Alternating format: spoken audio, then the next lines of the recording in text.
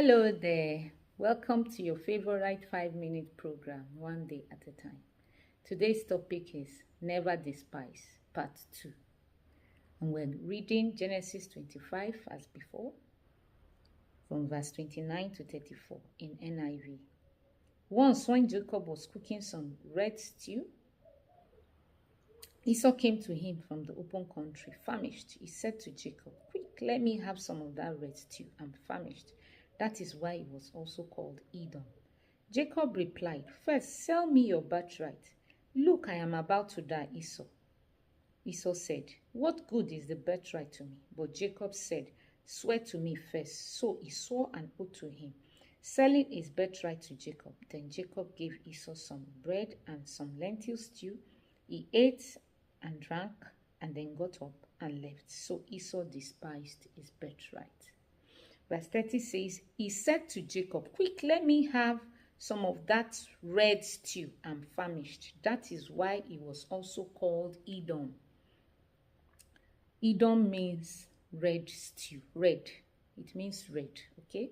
So the Edomites were descendants of Esau. They are the generation that came out from Esau.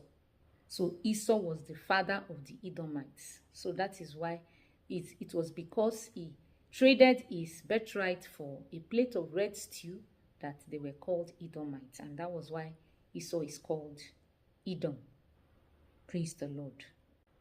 From last week, we established that when we despise things around us, we lose them.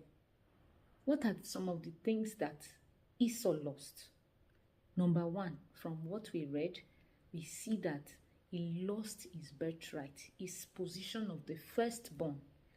And this did not only affect him, his entire lineage, his entire generation, it affected them. The Edomites became forever subject to the Israelites, even though they were very close relatives. Imagine Jacob and Esau. The Israelites were from Jacob, and the Edomites were from Esau. They were very close relatives, but they were subject to them. Why? Because somebody that was their father played with his birthright. He traded with it for a plate of red stew. May our actions not affect our generations to come. We must be very, very careful.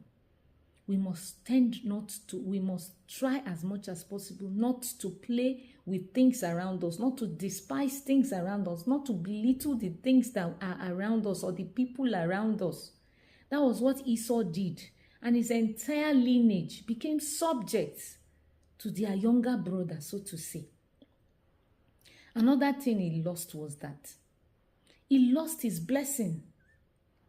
Isaac prayed for Jacob instead of Esau.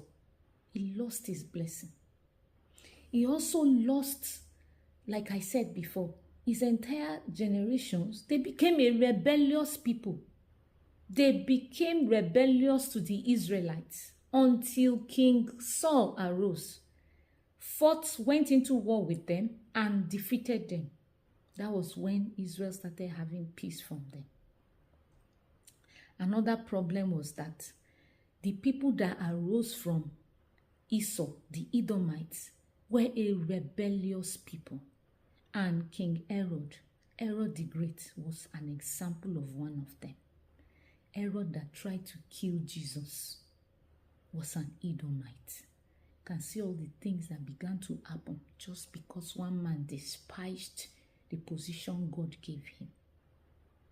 Don't despise things around you. Whatever God has placed in your hand, the people God has surrounded you with, don't despise them.